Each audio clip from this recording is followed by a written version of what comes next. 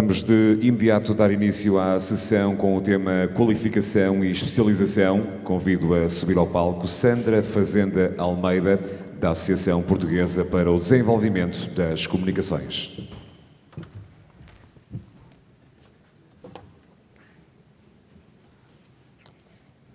Boa tarde a todos. Muito obrigada pela vossa presença nesta iniciativa e muito obrigada pela oportunidade que nos é dada enquanto Associação Portuguesa para o Desenvolvimento das Comunicações de apresentar esta iniciativa com o Sr. Secretário de Estado, os dois Secretários de Estado, mas o Sr. Secretário de Estado para a Transição Digital apresentou como programa de Digital Skills and Jobs e que sofreu agora tem uma nova imagem e uma nova designação de Upskill. É isso. Ok. Bem, explicar-vos um pouco porque é que surgiu esta iniciativa, se bem que o programa já foi abordado várias vezes esta manhã e durante o dia de hoje. Isto surgiu como primeiro, no contexto da associação, nós identificámos que as nossas empresas realmente sofriam de uma carência de profissionais qualificados que lhes permitisse fazer face aos desafios de desenvolvimento do seu negócio e, por outro lado, também porque identificámos posteriormente que existe um vasto conjunto de profissionais aptos para um programa de requalificação profissional para as áreas da tecnologia e que podíamos construir em conjunto este programa de Upskill e foi assim que foi concebido. Portanto, a iniciativa foi apresentada, a associação surgiu aqui como a mobilizadora das empresas, o IFP, no fundo, como a fonte de ignição, que vem financiar a iniciativa e vem dar também todo o apoio e o suporte operacional, conjuntamente com o Conselho Coordenador dos Institutos Politécnicos, que vão ser o nosso braço operacional e a entidade formadora que nos vai permitir colocar em prática o programa. Apresentando só um pouquinho mais em detalhe aquilo que é o nosso modelo contratual, até para explicar o momento que vamos testemunhar aqui hoje, nós hoje vamos ter a assinatura do acordo-quadro entre a APDC, o IFP e o CCISP, nos moldes que vos acabei de explicar, e, posteriormente, cada empresa tecnológica aderente a este projeto irá assinar também o seu próprio compromisso com o IFP e com cada Instituto Politécnico, definindo qual é o número de recursos que se propõe a recrutar, a ajudar a formar, em que tecnologia e em que geografia, porque este é verdadeiramente um programa de âmbito nacional. Portanto, no fundo,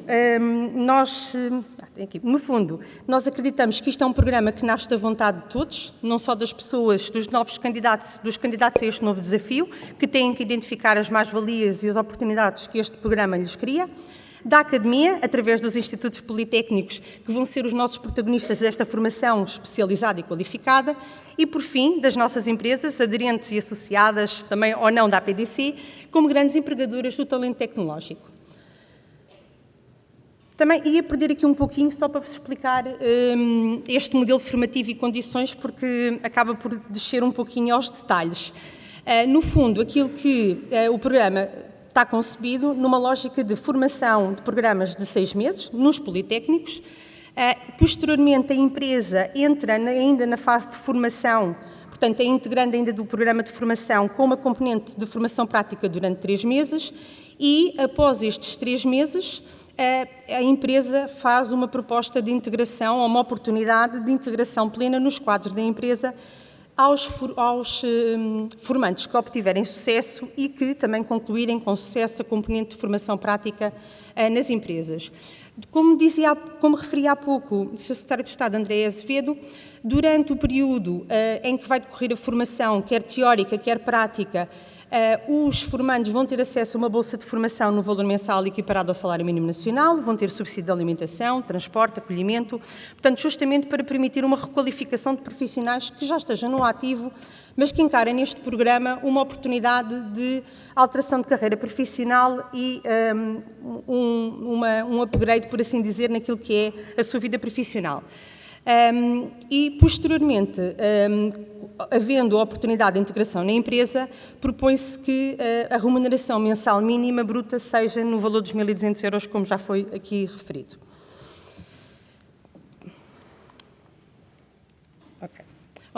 No fundo, acreditamos que isto é um programa que traz benefícios para todas as partes. Por um lado, aos profissionais, porque podem aceder a uma requalificação profissional em áreas de trabalho de futuro, têm o salário mínimo garantido durante a formação e, no final, têm a tal oportunidade de integração numa empresa do setor TIC. Às empresas, porque vai permitir também aumentar o número de profissionais qualificados no sentido de promover a sua contratação e fazer face às suas necessidades reais. Há um reforço de competitividade de todo o nosso tecido empresarial e uma maior capacidade de resposta ao mercado. Em resumo, ao próprio país, porque vamos contribuir para a criação líquida de emprego qualificado, promover uma maior competitividade e crescimento da nossa economia, promover também a valorização das regiões do interior, porque o programa, como vos referi, vai ser desenvolvido na rede de politécnicos e com bastante prevalência naquilo que são as regiões do interior. E há um reforço também da atratividade na captação de investimento estrangeiro, que é hoje também uma das dificuldades que nos foi reportada pelas nossas empresas, maioria delas multinacionais, e contribui para que Portugal se mantenha e reforce a sua liderança tecnológica. Em termos de empresas aderentes, nós já começámos um trabalho de divulgação, ainda não foi massivo, esta é a primeira cerimónia pública de apresentação da iniciativa, mas já conseguimos captar o interesse das empresas aqui apresentadas. Algumas delas hoje vão se fazer representar na assinatura do protocolo que vos dei a indicação, do tal acordo quadro. E, em jeito de conclusão, nós acreditamos que, efetivamente, este é um projeto cujo sucesso depende de todos e, como referiu o Sr. Primeiro-Ministro na sessão de abertura, este é um desafio de todos e para todos. E, portanto, esperamos pela adesão das empresas e dos candidatos ao Upskill. Nós já temos um site online, upskill.pt, justamente para que possa haver uma manifestação e pedido mais informações, quer pela parte de candidatos, quer pela parte das empresas. E com isto termina a apresentação do projeto. Eu chamava agora ao palco para promover a assinatura do acordo, do protocolo, os signatários, nomeadamente o Sr. Presidente da APDC, um dos nossos membros da direção, o Vice-Presidente do IFP, António Leite, e o Presidente do CCISP, Pedro Dominguinhos. E também os membros do Governo da tutela, que nos têm estado a dar apoio na formulação e que tornaram isto possível. E a assinatura vai ser digital, portanto é aqui neste teclado.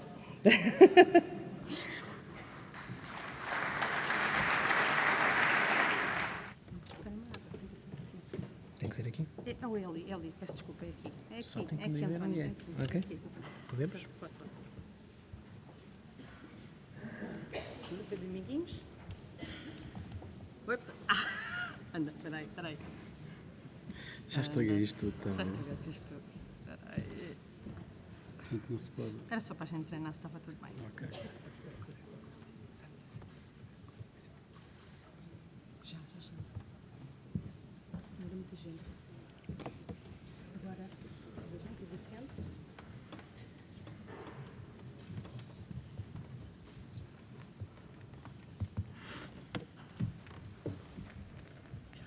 Podes assinar aqui, Vicente.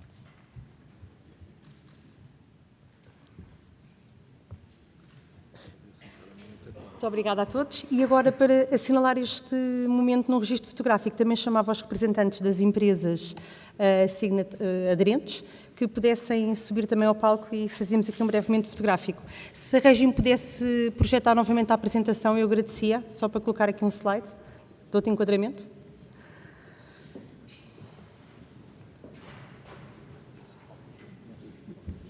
Das empresas é tão grande, uma grande expectativa sobre a resposta dos politécnicos.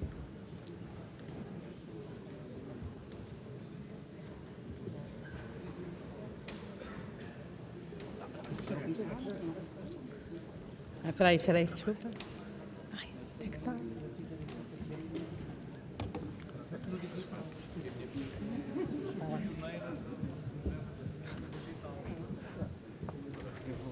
Mais baixinhos atrás. Eu sou mais alta, então. Eu sou mais alta.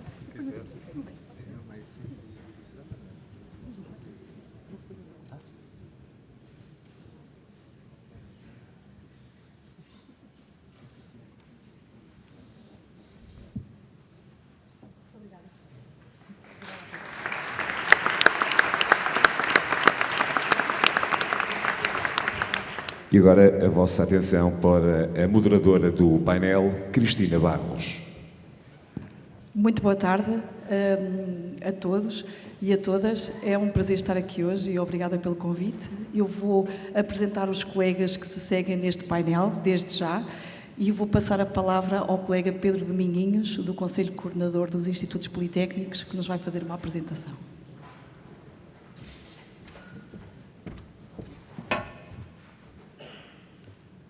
Bem, muito boa tarde a todas e a todos. Cumprimento os senhores ministros, senhores secretários de Estado, a senhora secretária de Estado, todas e todos os presentes. Permitam-me um cumprimento muito especial aos meus colegas presidente do Politécnico de Cava de Iave, professor Maria José Fernandes, professor Jorge Conte, presidente do Politécnico de Coimbra, professor Rui Pedrosa, presidente do Politécnico de Leiria e presidente do Politécnico do Porto, professor João Rocha, que mostra bem o compromisso dos politécnicos neste programa. Estão aqui presentes cerca de 60% da capacidade formativa ao nível dos CETESP e também muito significativo em termos de licenciaturas e, portanto, isto é bem demonstrativo daquilo que é o compromisso dos institutos politécnicos para com a qualificação das portuguesas e dos portugueses nas estratégias de upskilling e de reskilling que temos vindo a desenvolver ao longo destes últimos anos. Eu tenho uma apresentação muito breve e permitam-me um bocadinho esta caracterização breve. Nós representamos 20 instituições públicas de ensino superior, cerca de 120 mil estudantes e talvez o dado mais impressivo tem a ver com a nossa dispersão e a nossa capilaridade no território. Nós, neste momento, fruto sobretudo dos cursos técnicos superiores profissionais e das parcerias que temos estabelecido com as câmaras municipais, com as escolas profissionais, com um conjunto de empresas, estamos presentes em mais de 80 cidades de Portugal continental, Açores e Madeira, levando o ensino superior para além, eu diria, dos locais das escolas que fazem parte das instituições politécnicas, a muitas cidades, a muitos concelhos que jamais tiveram a oportunidade de qualificar a sua população. E neste momento não há um único, praticamente, concelho que não tenha uma qualquer formação, pelo menos de curso técnico superior profissional, de maior dimensão em Portugal. Isso é sinónimo de três coisas fundamentais. Em primeiro lugar, da capilaridade do sistema de ensino superior público.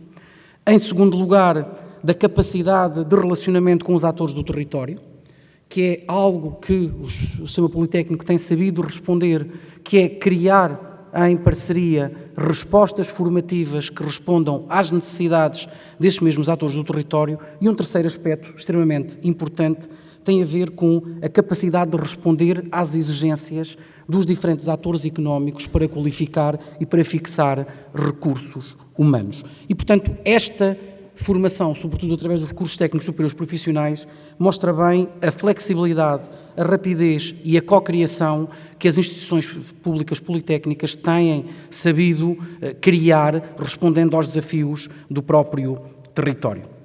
E para não ser muito exaustivo, nós neste momento, e está apenas aqui referido, os cursos na área das tecnologias de informação e comunicação. Nós neste momento temos 72 CTEs para funcionar no país, cerca de 70 licenciaturas e 37 mestrados. E, sobretudo, ao nível dos CTEs, estamos a falar de cerca de 2.000 novos estudantes, apenas na área de TIC, e, sobretudo, permitam-me um número que é impressivo. Em 2014, eram 345 alunos de CETESP.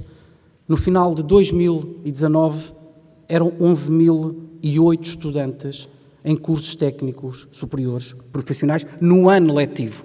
Mas se olharmos para os vários anos, estamos a falar de mais 30.000 novos estudantes que têm uma oportunidade de ensino superior. E, sobretudo, uma oportunidade para que a maioria deles não chegava ao ensino superior. E, portanto, é também uma estratégia muito clara de igualdade de oportunidades, melhor dizendo, de equidade de oportunidades, que muitos estudantes, sobretudo provenientes do ensino profissional, não tinham a oportunidade de aceder ao ensino superior profissional. E, portanto, é algo relevante que os politécnicos têm vindo a trabalhar. Permitam-me 3 ou 4 exemplos muito concretos, depois terminando com 2 ou 3 desafios que para nós se colocam. Permitam-me destacar o programa Bright Start, que se iniciou no Politécnico de Setúbal, mas que desde 2019 se estendeu ao Politécnico de Leiria e ao Politécnico de Viseu. Estamos a falar de um curso em co-criação entre os Politécnicos e a Deloitte, que começa num CETESP e que, pela primeira vez este ano, os próprios estudantes evoluíram já para a licenciatura em Engenharia Informática, mas começando no CETESP, progrediram depois. Estamos a falar de um programa baseado em metodologias ativas de aprendizagem, onde, naturalmente, aquilo que são atividades de problem-based learning ou project-based learning são desenvolvidas pelos estudantes, com um envolvimento muito forte da própria empresa, com o ambiente empresarial, com um conjunto de atividades que são desenvolvidas pelos estudantes em contexto empresarial, com um forte investimento da Deloitte, e aqui, se permitam-me, com tantas empresas presentes, é o apelo que eu faço. A Deloitte paga as propinas aos alunos e concede uma bolsa mensal aos próprios estudantes, e, portanto, é um investimento forte que é feito e, sobretudo, permite esse aumento da qualificação do CETESP para as licenciaturas com a integração em projetos reais dos próprios clientes. E, portanto, é um modelo que foi, neste momento, escalado e que, em velocidade cruzeiro, significará cerca de 600 estudantes em simultâneo nos 3 politécnicos a desenvolver esta mesma atividade.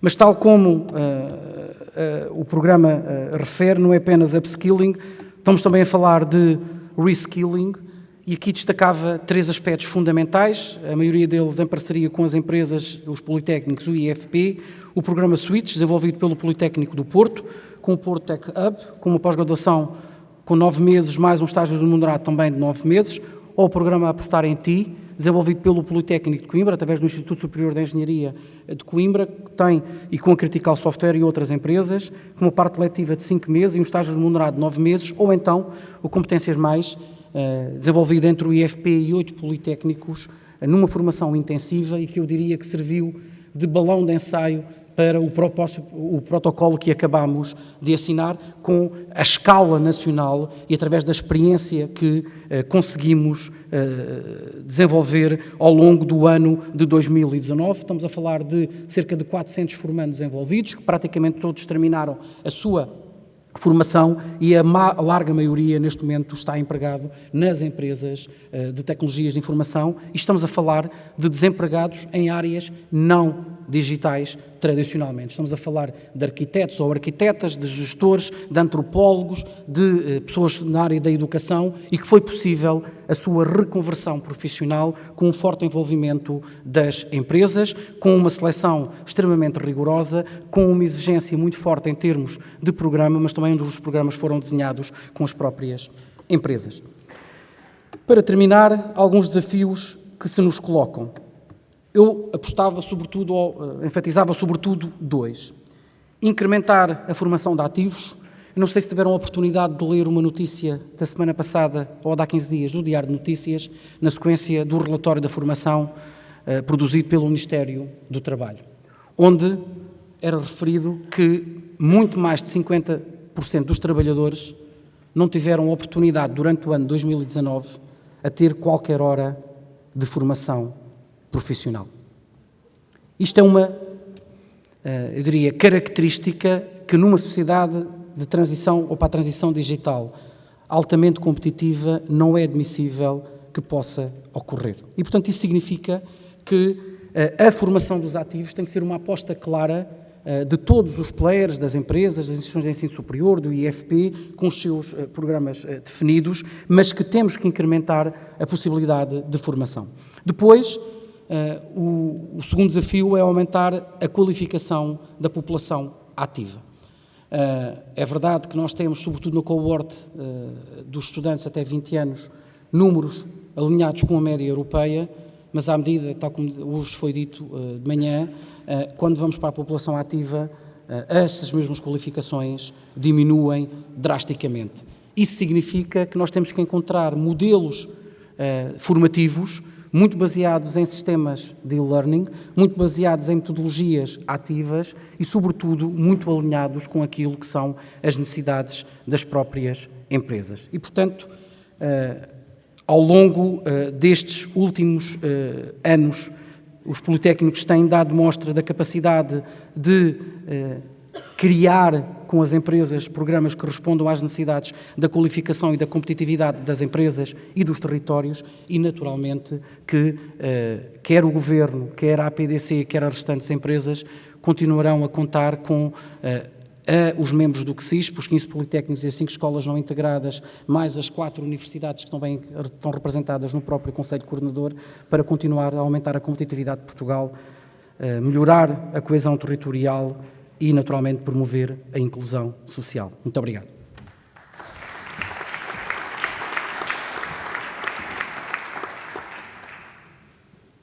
Muito obrigada e muito obrigada pelo estrito cumprimento do tempo destinado. Muito obrigada ao colega Pedro Domingues. Passo então agora a palavra ao colega António Leite, do IFP.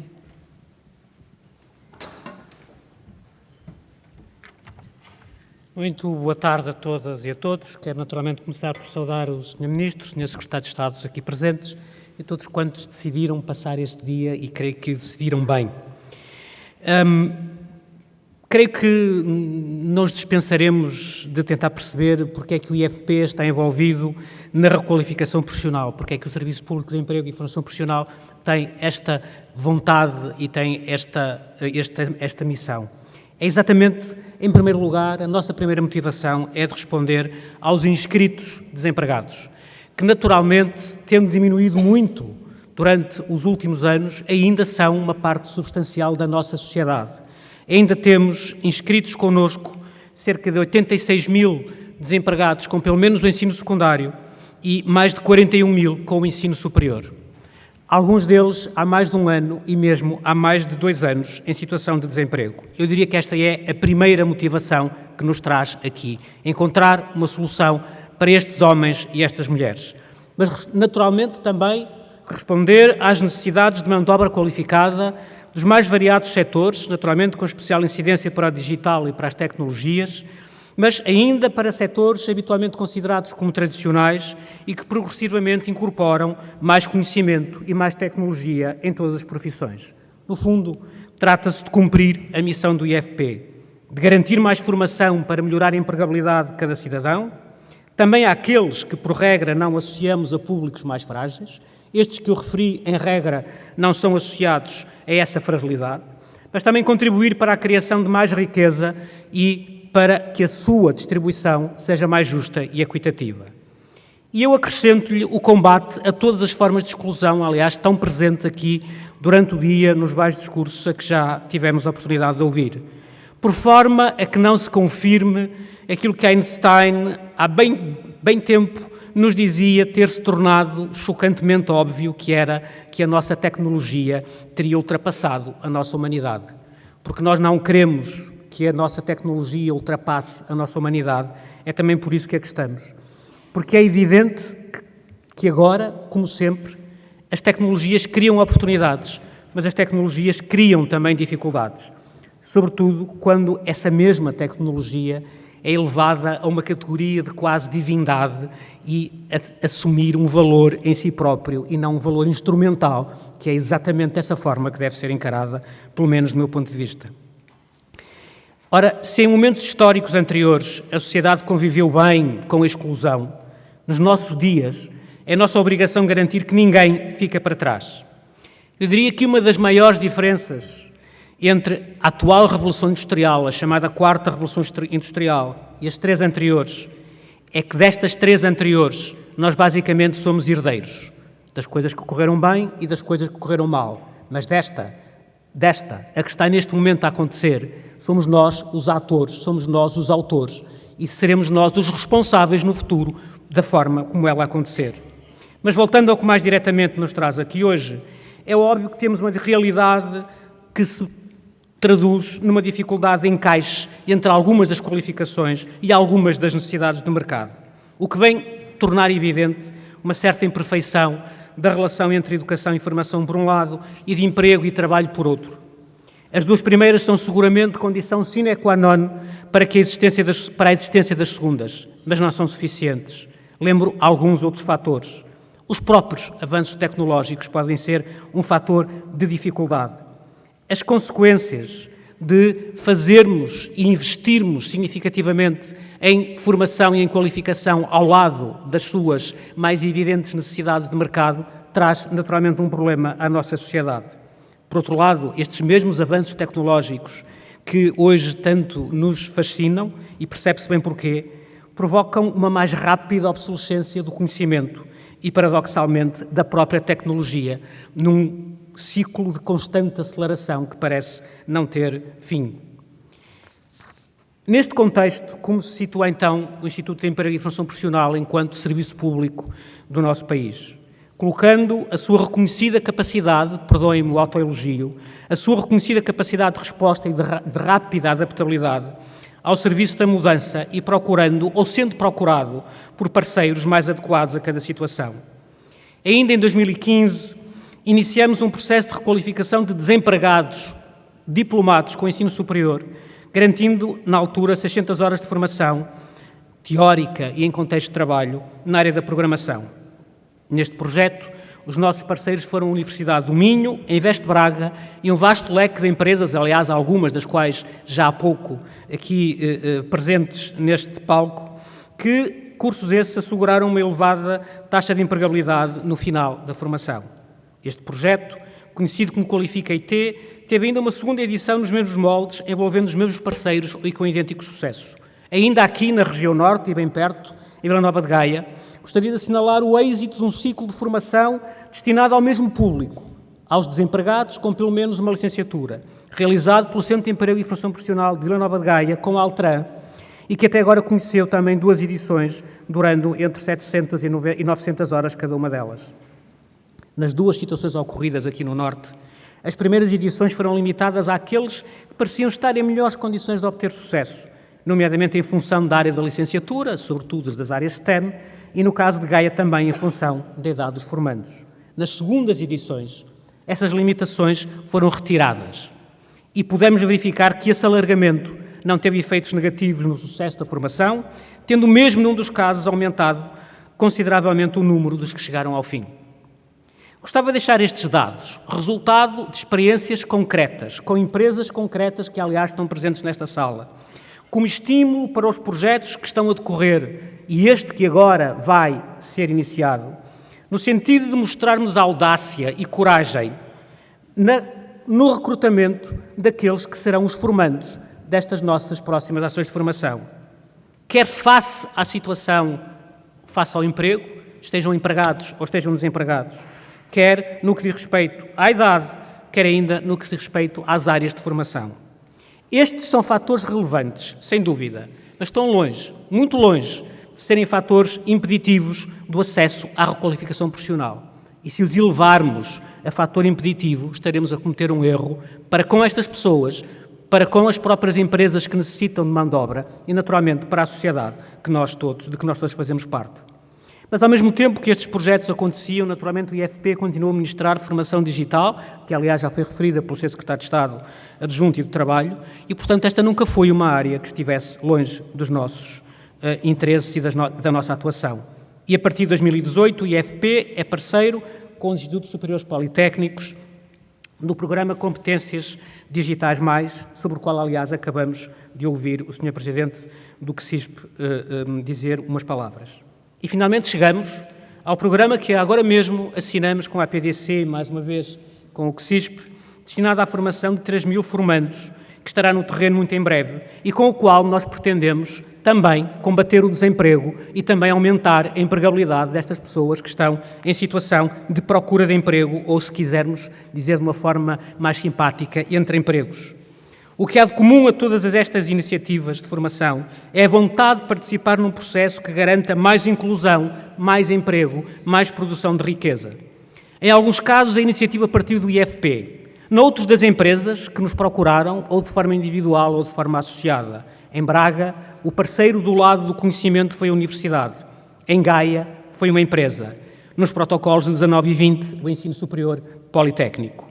Em todas as situações, no entanto, foi determinante a capacidade de resposta em tempo e em qualidade do Serviço Público de Emprego e Formação e o reconhecimento de que este se dirige verdadeiramente a todos e a todas, adaptando as suas respostas às necessidades de cidadãos e de empresas. Tempos houve em que a economia sobrevivia com trabalhos e trabalhadores pouco qualificados. Hoje, tal não é desejável, nem possível e muito menos aceitável. A incorporação do conhecimento no trabalho tem vindo sempre a aumentar e, naturalmente, não se prevê que seja de forma diferente no futuro.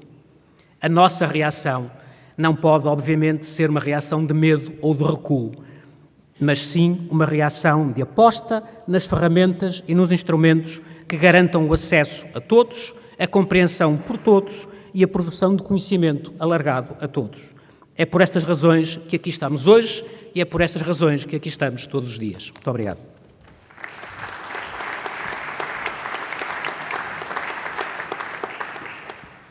Muito obrigada e muito obrigada também pelo estrito cumprimento do tempo. Obrigada. Compete-me a mim agora a fazer uma apresentação.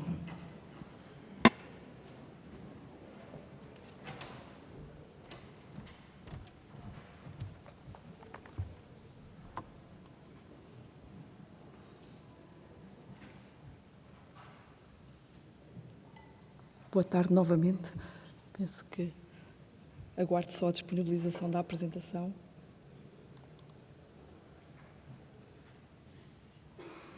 Aproveito para cumprimentar todos e agradecer o convite e dar uma palavra especial ao Sr. Ministro Manuel Leitor, que me convidou para o INCODE. Muito obrigada.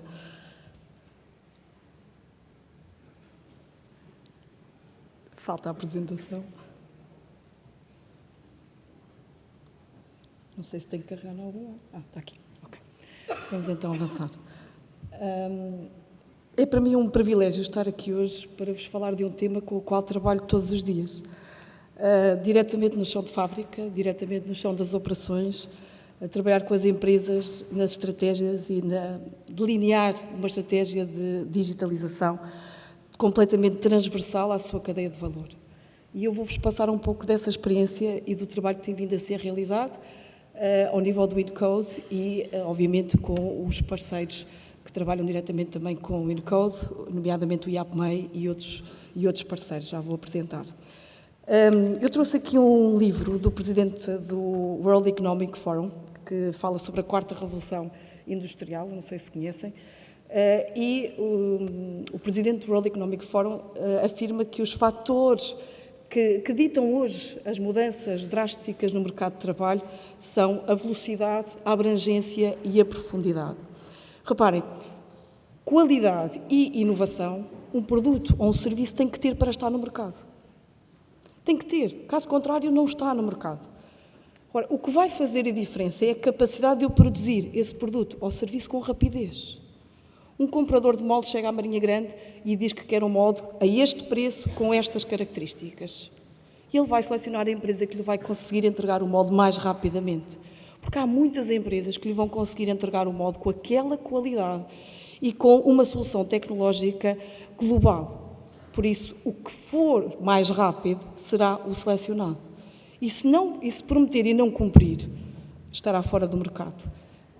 A questão de nós impormos rapidez em tudo aquilo que fazemos para eliminar atividades que não nos acrescentam valor e termos foco naquilo que acrescenta valor e perdermos tempo com essas atividades é a grande questão. E para isso é preciso ter processos otimizados, ter processos lean, magros, eficientes, ágeis.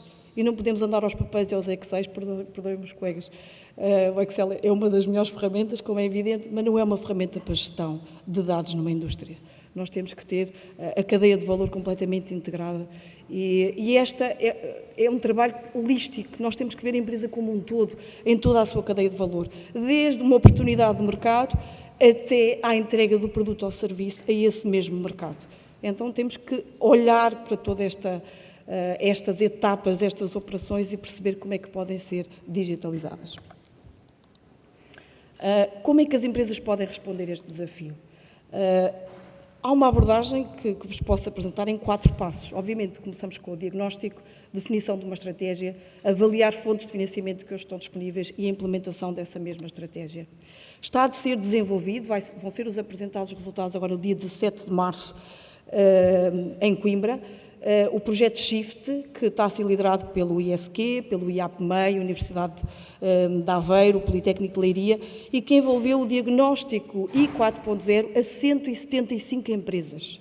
Este projeto piloto foi desenvolvido de janeiro a dezembro de 2019 e convido-vos a estarem presentes na apresentação de resultados. O IAPMEI vai fazer sessões de apresentação dos resultados com as empresas e com os casos de estudo analisados em diversas sessões ao longo do país. A primeira sessão é já no dia 24 de março em Faro. Este foi um trabalho que também permitiu às diversas organizações conhecer as empresas, as suas dificuldades e adequar depois políticas, medidas e respostas às necessidades daquilo que fomos ouvindo no terreno. Em termos da metodologia que foi adotada no diagnóstico, esta passou pelo diagnóstico online, o SHIFT do 4.0, que está disponível online, visitas às empresas, entrevistas e conversas com os principais responsáveis de cada área para analisar qual é a infraestrutura tecnológica, que sistemas de informação é que suportam cada uma das operações, como é que a empresa está organizada em termos de modelo orgânico, como é que comunicam entre si, como é que os sistemas de informação falam entre si, até que ponto é que existe integração, este é um desafio gigante, e os níveis de qualificação das equipas para depois podermos traçar programas de capacitação das pessoas. Depois deste diagnóstico, é então avaliado um plano de ação global, holístico, para a organização, e esta é apenas uma visão, um exemplo de nós termos dados e termos aqui um fluxo contínuo de dados que muitas vezes não existe. É um desafio enorme nós conseguirmos ligar máquinas, sistemas em tempo real, rastrear esses mesmos dados, garantir que não temos papéis e que a informação está sistematizada, organizada e que temos pessoas capazes de interpretar essa mesma informação. Pessoas que são utilizadores e também pessoas que vão agir em função daquilo que estão a analisar. Existem hoje disponíveis fontes de financiamento, fontes de ignição para estes programas, para apoiar a estratégia de digitalização das empresas. Os programas autónomos de formação têm sido uma excelente fonte de ignição na área da capacitação. E, em termos de implementação das estratégias de digitalização, eu queria destacar aqui um aspecto essencial, porque tem que haver uma equipa forte, uma liderança muito presente, que faça a integração com os diferentes parceiros tecnológicos. Estamos sempre a falar de equipas multidisciplinares, equipas internas das empresas, com parceiros tecnológicos, e aqui, se não houver uma forte liderança, nós vamos ter muito investimento e zero resultados. A transformação digital implica dados, implica analisar um elevado volume de dados, e eu deixo aqui o repto às empresas para lançarem o desafio às universidades, aos departamentos de matemática, de estatística, para os apoiarem na transformação de dados em conhecimento e valor para as organizações. Existem carências enormes a este nível nas empresas. Somos utilizadores, mas temos que ser analistas de dados, temos que tirar a informação dos dados e definir estratégias em função desses dados com base em factos. E eu tenho assistido a muitas carências a este nível e deixo o desafio a quem trabalha nesta área, a quem investiga nesta área, para trabalharem diretamente com as empresas, porque estão mesmo a precisar. É preciso nós fazermos, porque temos imenso investimento e depois um volume enorme de dados, e as empresas hoje não estão a tirar partido deste conhecimento, deste ativo fundamental que têm consigo. Muito obrigada pela vossa atenção.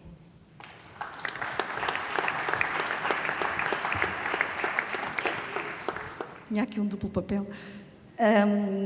Eu vou passar agora a palavra à nossa colega Aurélia Rodrigues, da Critical Software. Olá, boa tarde a todos. Gostaria de agradecer em primeiro lugar o convite, é uma honra estar aqui. Na verdade, eu vinha convidar-vos para ingressarem numa história, na Jornada do Herói. Não sei se reconhecem esta fábula de storytelling, mas na verdade foi o que nós tivemos o dia todo a fazer aqui neste fórum, e é muito gratificante perceber que os 4 eixos independentes na verdade estão perfeitamente articulados e temos ótimos resultados e ótimos desafios pela frente.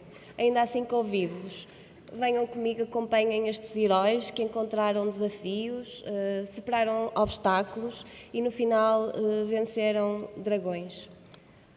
O meu nome é Aurélia Rodrigues, na verdade eu sou professora de Biologia, trabalhei durante vários anos em investigação em ciências biomédicas e neste momento também fiz o meu reskilling e trabalho no departamento de People da empresa Critical Software. Quando convidaram para falar do papel das empresas na qualificação e requalificação digitais, eu lembrei-me de imediato na fábula da Jornada do Herói. E, na verdade, na minha opinião, o nosso papel, o papel das empresas, e vai muito em contra aquilo que temos vindo a falar ao longo do dia, o papel das empresas é fomentar e criar uma cultura de aprendizagem contínua. Temos que estar sempre atualizados e temos que fazer e disponibilizar a oportunidade e as ferramentas para que os nossos colaboradores, os atuais e os futuros, também estejam atualizados. Vários conceitos à volta na área da formação, à volta do reskilling e do upskilling e, na verdade, de uma forma muito simples, falamos de atualização, especialização, esta é a grande diferença. Eu não vou entrar em detalhes muito específicos, estamos a falar de adquirir competências novas, tornarmos-nos mais capazes em áreas distintas da nossa formação base ou especializar-nos em áreas mais específicas da nossa formação base. No caso da Critical Software, a nossa equipa de formação trabalha em 2 áreas distintas que se complementam. Por um lado, a formação interna, que é muito direcionada às necessidades dos nossos colaboradores e dos nossos projetos, e, por outro lado, a formação externa, que é uma formação aberta a toda a comunidade, promovida por consórcios de empresas e de instituições públicas e privadas e que responde para além aos desafios dos setores, mas também com uma forte componente social. Alguns destes programas já foram falados, são do conhecimento de todos, são programas que nos dão muito orgulho. Eu tenho um profundo carinho por cada um destes programas e olho para cada um dos formandos que nos têm acompanhado ao longo dos 7 anos que, por exemplo, o Acertar o Rumo tem, como heróis, efetivamente, chegarem a determinada altura dos seus percursos profissionais e tomarem a decisão de mudar as suas vidas. Estamos a falar de formações, qualquer um destes programas, o Acertar o Rumo, o Apostar em Ti, o Switch e mais recentemente o consórcio Viseu Tech Cupit. Estamos a falar de iniciativas em parceria com instituições superiores de ensino, que são responsáveis pela parte de formação académica e depois um conjunto de empresas que estão disponíveis para receber estes formandos em formação em contexto de estágio, muito hands-on, muito prática. Até ao momento já fizemos 13 turmas, abrangemos mais de 300 estudantes, dos 24 aos 54 anos, não há idade para ser herói. Muitas pessoas desempregadas, mas cada vez mais pessoas que estão insatisfeitas com as suas condições atuais de emprego e que, portanto, procuram na área das IT soluções diferentes. Vêm das áreas das STEM, sim, mas estamos a falar também de antropólogos e filósofos, já ouvimos isto na apresentação do Dr. Pedro, pessoas da arte, cinema, economistas, gestores, que vêm trazer um colorido muito interessante às nossas empresas, uma perspectiva muito diferente da convencional dos nossos engenheiros informáticos e, portanto, nós todos ganhamos com a inclusão desta diversidade. Estamos a falar de taxas de aprovação superiores a 90% e de permanência no setor das IT muito, muito elevada. Não foi a primeira área de formação ou de trabalho que estas pessoas procuraram, mas efetivamente encontraram uma alternativa e a certo ponto gostam daquilo que fazem, constituem valor para a empresa onde estão a trabalhar, portanto ficamos todos a ganhar com isso. E já falamos disto várias vezes também durante o dia de hoje, mas não é de todo de descurar. Nós somos efetivamente mais fortes juntos. Estes programas são possíveis graças à colaboração de várias empresas, diferentes pontos do país, instituições públicas, instituições privadas, que se materializaram em torno destas iniciativas e que permitem que elas efetivamente sejam um sucesso. Voltando à questão inicial, de que forma é que as nossas empresas podem contribuir para a qualificação e requalificação digitais? Em primeiro lugar, temos que criar as oportunidades, as internas para os nossos colaboradores e as externas para a comunidade em geral, e divulgá-las, participar nas iniciativas que já existem. Vamos ser audazes, vamos arriscar e vamos acreditar que temos um contributo para dar. O segredo já não é a alma de negócio, isso foi noutra geração e noutra era. Por outro lado, temos que encorajar a participação dos nossos engenheiros que trabalham connosco, de formação base, de engenharia, participarem nestas turmas com pessoas de formações diferentes, partilhando os seus exemplos, os seus conhecimentos técnicos, as suas práticas, as boas práticas, e por outro lado na divulgação, para atrair mais estudantes. E de cada vez que temos casos de sucesso que são divulgados, mais pessoas arriscam a seguir um rumo diferente. E claro, as empresas têm que providenciar, disponibilizar oportunidades para estas pessoas ingressarem nas empresas, para estas pessoas conseguirem aplicar na prática e num contexto real aquilo que estiveram a aprender, para se capacitarem de que efetivamente são capazes e têm todas as ferramentas para serem profissionais de sucesso numa nova área. E depois permitir-lhes oportunidades de carreira, planos de carreira, coisas novas para fazerem, porque nós não vamos fazer seguramente aquilo que estamos a fazer neste momento. Vamos continuar a evoluir, a ter novos caminhos para seguir e vamos fazer disto um movimento que não vai terminar. Essa será a magia da aprendizagem contínua. Não é o viveram felizes para sempre, mas é o aprenderam para sempre. Obrigada.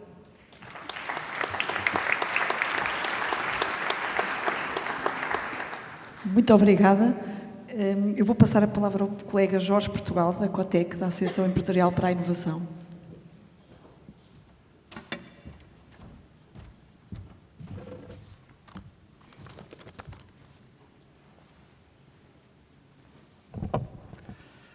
Muito boa tarde, minhas senhoras, meus senhores. Muito obrigado pelo convite à COTEC para estar aqui hoje neste terceiro fórum de Encode. Diria que a primeira ideia que é importante, a primeira mensagem que é importante deixar é o que é que significa o digital e a transição digital para Portugal e para os portugueses.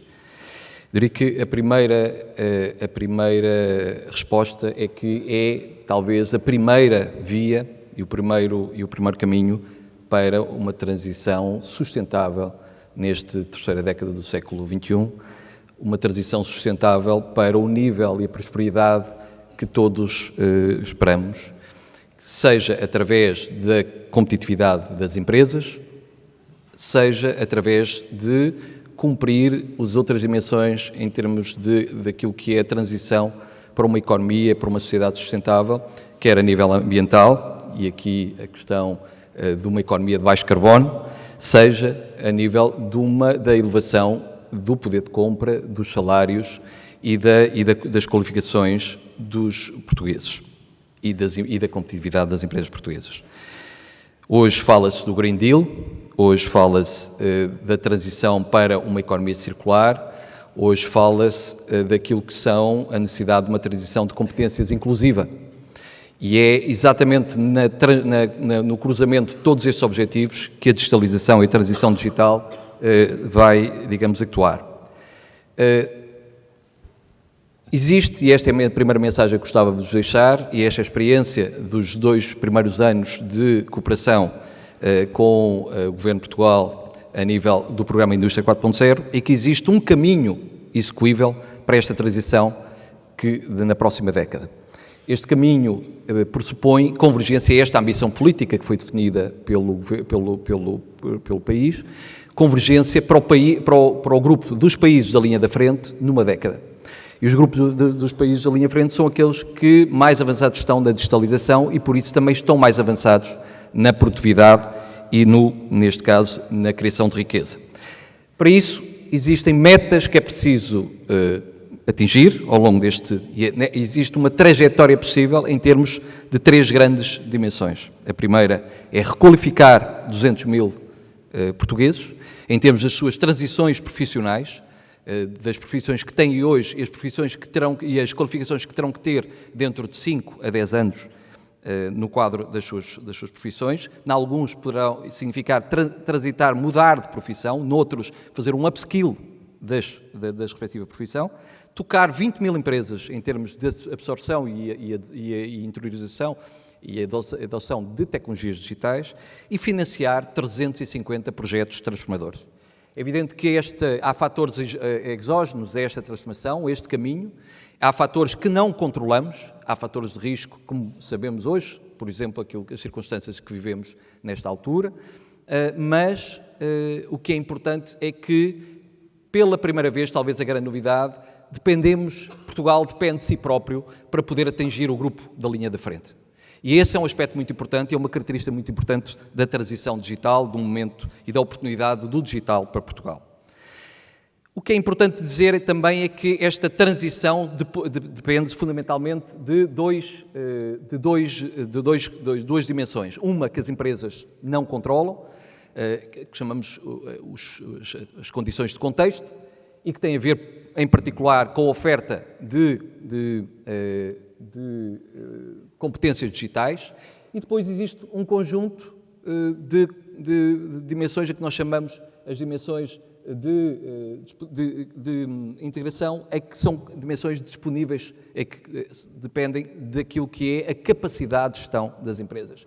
E para convergirmos, a convergência absoluta significa convergirmos nas 2 dimensões. O que chegamos à conclusão, e este é o baseline de partida dos últimos 2 anos, é que estamos a convergir nas condições de contexto e estamos, digamos,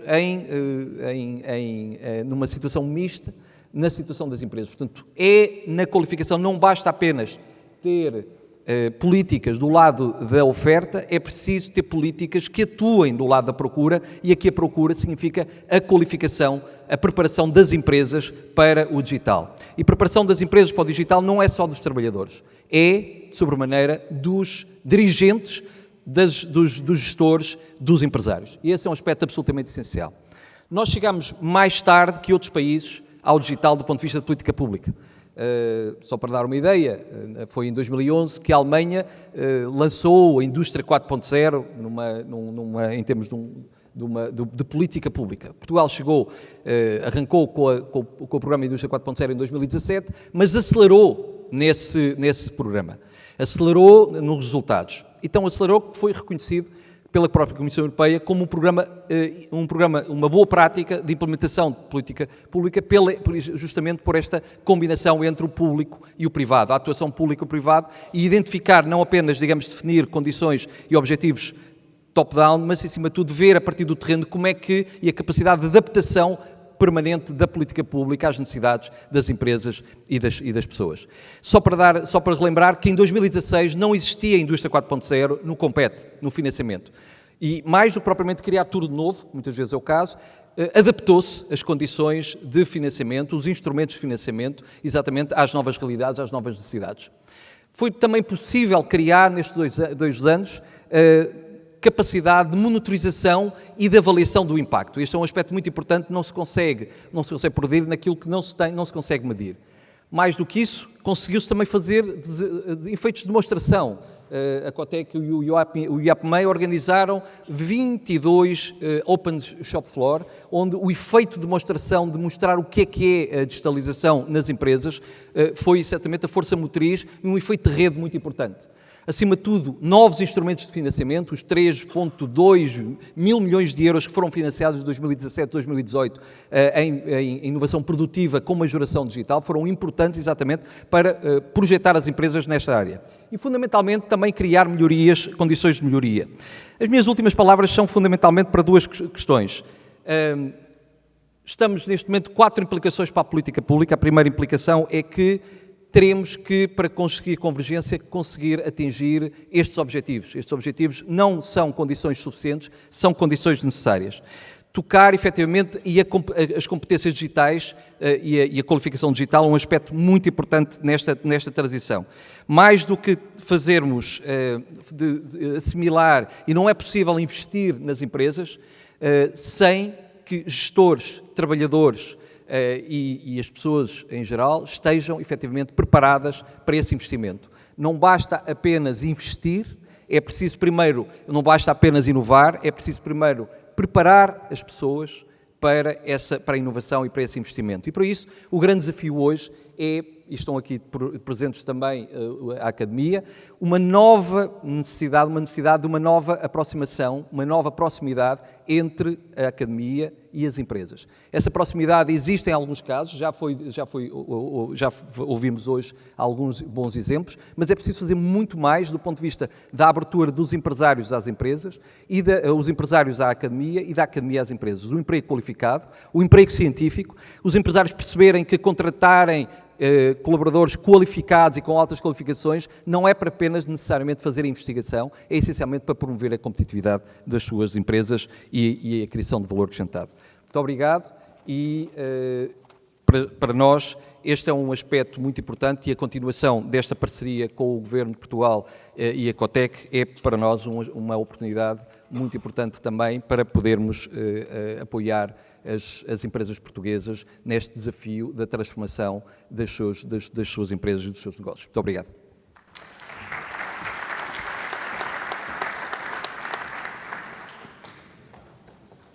Vou então passar a palavra, muito obrigada, ao colega Ademar Aguiar, da Universidade do Porto. Muito boa tarde a todos.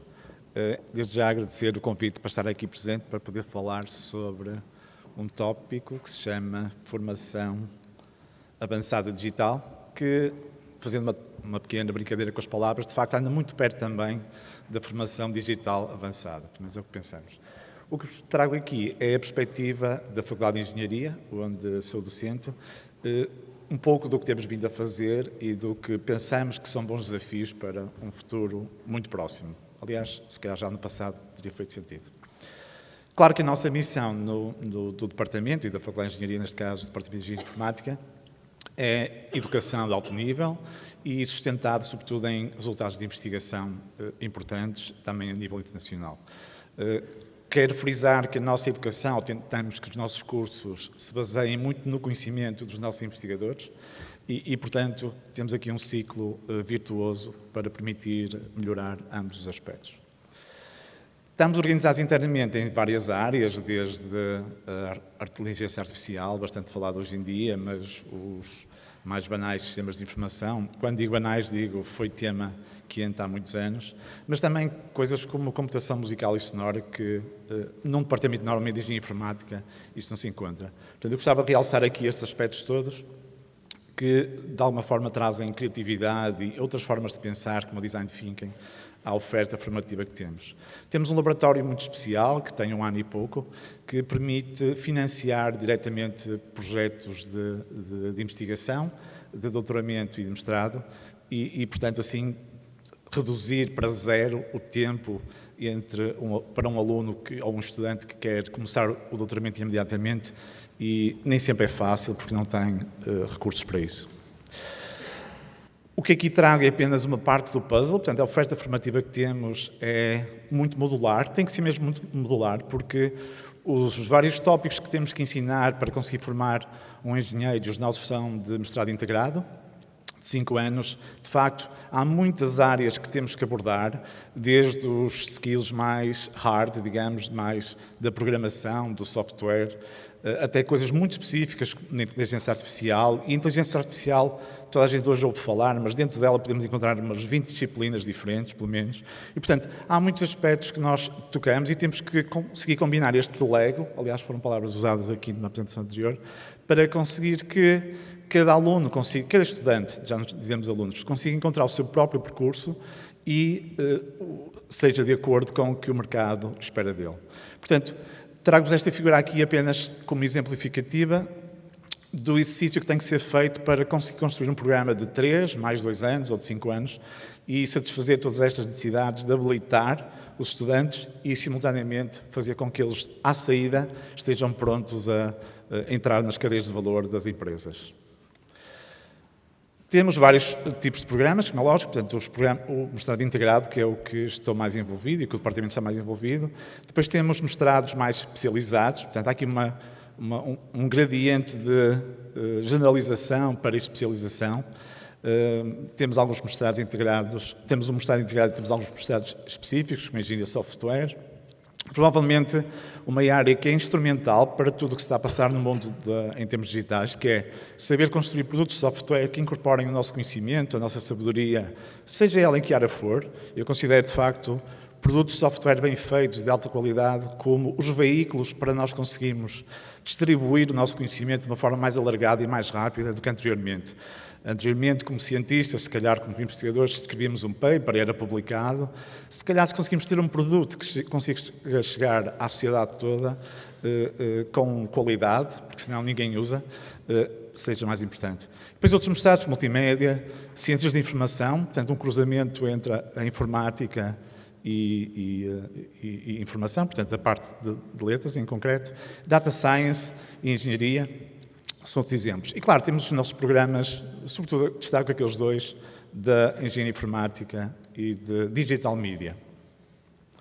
Ao todo, temos muitos estudantes, mas consideramos que ainda temos poucos doutorandos. Portanto, apenas 10% deles vão para doutoramento.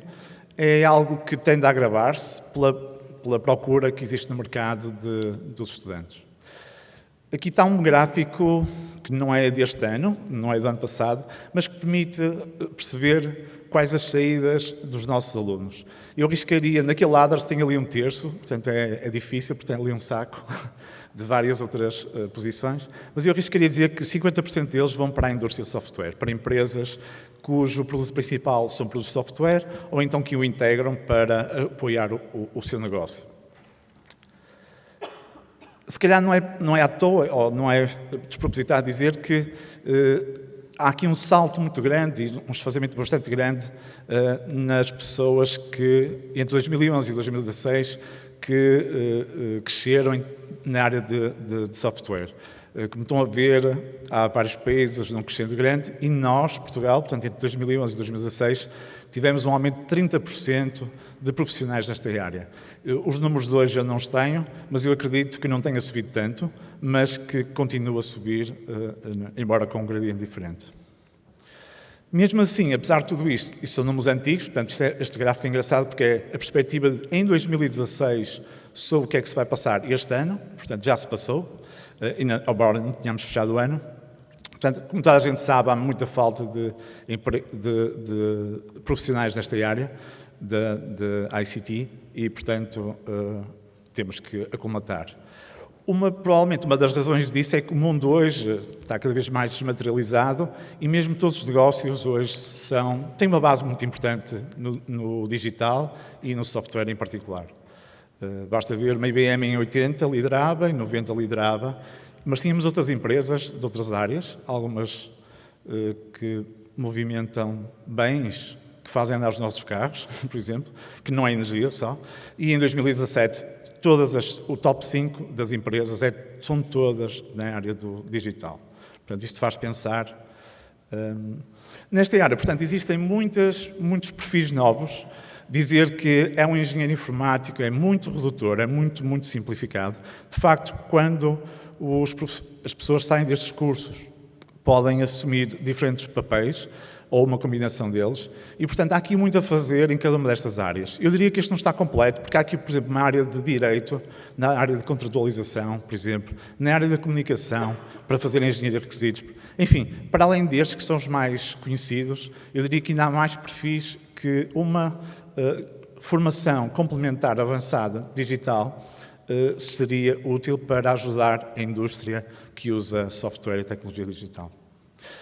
Portanto, o nosso desafio para os próximos anos é conseguir, por um lado, ter um puzzle de unidades curriculares, vulgo disciplinas, que consigam garantir a generalidade e a qualidade mínima dos nossos alunos, que costuma ser elevada, por acaso, pronto, mas isso sou bias nesse aspecto, com mestrados mais especializados, que já não serão para os nossos alunos, será para qualquer pessoa que queira ter uma formação complementar, ou então, se assim o pretender, fazer apenas uma pós-graduação. Isto para além dos doutoramentos. E é exatamente aqui, neste aspecto da pós-graduação, que eu gostava de deixar aqui um desafio. O que nós achamos que é uma saída para isto? Se calhar o que nós precisamos, e não tive oportunidade de estar aqui na manhã toda, portanto não ouvi tudo, mas eu acho que todos concordamos que precisamos de criar cursos de especialização, que não são os de upskilling, não são os de reskilling, são outros, portanto são complementares a todos esses, para áreas para além da informática. Esses cursos deviam estar focados em necessidades concretas, de mercados concretos, e, portanto, ser em parceria com empresas. Portanto, não será um curso que é criado para viver 10 anos, mas será um curso que é criado para durar, enquanto fizer sentido durar e quando tiver a procura que ele terá. Claro que para isso estamos a falar de uma formação contínua ao longo da vida, portanto, serão já profissionais. Esses profissionais não terão tempo para vir 5 dias à faculdade, como é lógico. Portanto, regimes pós-laboral, ensino à distância, intensivos, e, sem dizer nomes, existem muitos cursos já oferecidos desta forma, mas se calhar nem sempre na nossa área. Aqui o desafio, se calhar, é ter uma marca nacional para isto, porque se nos juntarmos as entidades todas e os vários setores, talvez consigamos criar uma marca que torne estes cursos mais apelativos para quem nunca os ouviu falar. Portanto, exemplos que são seguidos noutras universidades europeias e americanas, por exemplo, juntando Digital Transformation com inovação, o que é que isto é? Agile Transformation da organização e gestão, portanto, mais perto da gestão, ou mais perto da parte criativa, Design Thinking e Digital Innovation, mas podíamos falar, por exemplo, na área do marketing, que é algo que também permite... É um desafio muito grande que não está a ser coberto ainda. Posto isto, fica aqui a perspectiva e espero que consigamos juntos seguir este desafio. Muito obrigado.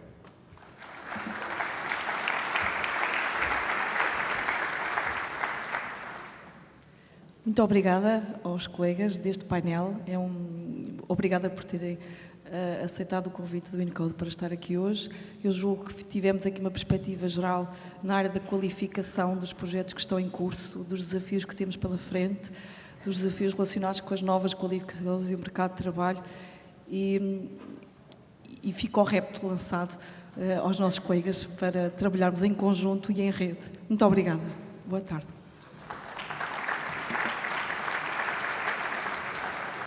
Convido agora a subir ao palco a Senhora Secretária de Estado da Valorização do Interior, Isabel Ferreira.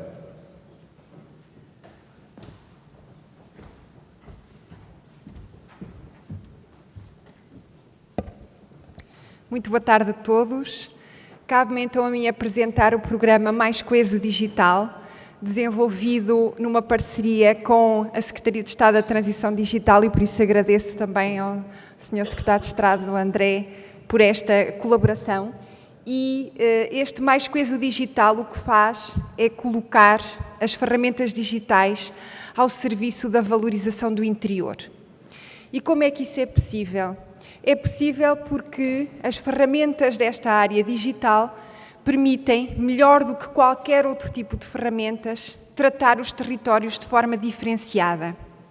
E por isso, também no interior, nós temos dois tipos de realidade. A realidade que existe nas cidades médias, onde existe já alguma capacidade instalada, e uma realidade diferente em territórios mais frágeis e mais vulneráveis do interior. E por isso mesmo, no Mais Coeso Digital, naquilo que são as cidades médias, estas ferramentas vão permitir, por um lado, trazer valor às cadeias estabelecidas, porque permitem melhorar a eficiência dos processos, permitem modernizar diferentes setores de atividade, se fomentarmos o trabalho em rede das empresas da área do digital, mas também as empresas de todos os outros setores de atividade ligadas ao turismo, ao setor automóvel, ao agroalimentar, à saúde, etc. E, portanto, este Mais Coeso Digital fomenta esse trabalho de cocriação, esse trabalho em rede entre diferentes atores, formando consórcios que incluam uma empresa, uma startup da área do digital e que permita, sem dúvida, essa melhoria de eficiência de processos e um aumento de toda a cadeia de valor. Por outro lado, também são as ferramentas digitais que permitem a dinamização do trabalho à distância, incluindo o teletrabalho, que é essencial para a captação de pessoas também para trabalhar a partir dos territórios do interior e podendo estar disponíveis para realizar o seu trabalho para todo o mundo a partir desses espaços no interior. E depois, nos territórios mais frágeis, também são as ferramentas digitais que são muito importantes para criar as dinâmicas de maior proximidade. As dinâmicas que aproximam os cidadãos entre si, que aproximam os cidadãos dos serviços, sejam serviços públicos ou privados, mas que são essenciais para que todos tenham uma vida justa e também com acessibilidade àquilo que é essencial para garantir uma boa qualidade de vida a todos os cidadãos. E, portanto, também são as ferramentas digitais que estão na base deste programa Mais Coeso Digital e que criam lógicas de maior proximidade, seja no setor da educação, no setor da saúde, no setor dos transportes, da cultura e que permitem realmente diminuir a enorme dispersão geográfica dos territórios do interior, que resultam de uma pequena percentagem da população distribuída por uma grande área territorial do país. Em termos concretos, o Mais Coeso Digital segue uma trilogia que é a trilogia do emprego, do investimento e da mobilidade. E por isso inclui também incentivos e apoios que apoiam e que se apoiam nesta trilogia, dirigida também a receptores muito importantes da área do digital, que são as startups, as empresas, as incubadoras e as entidades do sistema científico e tecnológico que lidam também com a área do digital. E por isso mesmo, em cada um destes vértices, e começando logo pela criação de emprego, que é absolutamente essencial para conseguirmos atrair e posteriormente fixar pessoas nos territórios do interior, na criação de emprego temos a alimentar este Mais Coeso Digital à medida do Mais Coeso Emprego, que é um apoio direto à criação de emprego em startups, em empresas, em entidades também de solidariedade social, em territórios do interior, portanto, empresas ou startups que já lá estão ou que queiram ir para territórios do interior, em que o apoio é dado para 36 meses do salário dos trabalhadores e ainda 40% de financiamento para que a entidade empregadora possa utilizar no que considerar essencial para a criação e para a manutenção do posto de trabalho. Para além deste Mais Coeso Emprego, que financia, como eu estava a dizer, a criação direta de postos de trabalho, temos também, dentro deste Mais Coeso Digital, muitos outros apoios para territórios do interior e que visam essencialmente fomentar o investimento e apoiar diferentes componentes que se complementam no sentido de apoiar de uma forma global a estratégia de diferentes empresas, como eu dizia, ou startups. E estou a falar de apoio à contratação de recursos humanos altamente qualificados e aqui também podemos estar a falar não só de empresas ou startups da área digital, mas também das próprias incubadoras, Para além do apoio à contratação de recursos humanos altamente qualificados, temos o apoio à investigação e desenvolvimento tecnológico, onde está privilegiado portanto, o trabalho em rede entre o que são atores do digital e atores de outros setores de atividade e, portanto, aqui também fomentar as cadeias de investigação em copromoção. E também o apoio ao pequeno investimento para empresas que precisam de comprar algum equipamento ou modernizar-se, incluindo software, e que também é elegível no âmbito destes apoios. Para além disso, está também contemplado apoios a nível da formação profissional, das ações de transferência de tecnologia e, portanto, no seu conjunto, estes apoios vão permitir que empresas, como eu dizia, startups ou incubadoras, possam recorrer a estes apoios no sentido de completar as suas estratégias de desenvolvimento, de implementação ou até de deslocalização para territórios do interior. E isto leva-me também ao terceiro vértice do triângulo, que é a mobilidade. Temos também previstos apoios à mobilidade geográfica de trabalhadores, que se pretendam fixar nos territórios do interior com o nosso programa Trabalhar no Interior. Portanto, em resumo, este é o Mais Coeso Digital, tem como principal objetivo a criação de emprego no sentido de atrair pessoas para os territórios do interior que possam dinamizar e diversificar a base económica destes territórios e com isso torná-los mais coesos nacionalmente, mas mais competitivos nacional e internacionalmente. E sendo estes territórios muito ricos em recursos endógenos, também aqui as ferramentas digitais podem dar um contributo muito grande no sentido de trazer inovação a esses mesmos recursos e trazer dinamismo também às cadeias de valor, que vão desde essas matérias-primas, mas até produtos finais altamente diferenciados e que possam ser mais facilmente internacionalizados.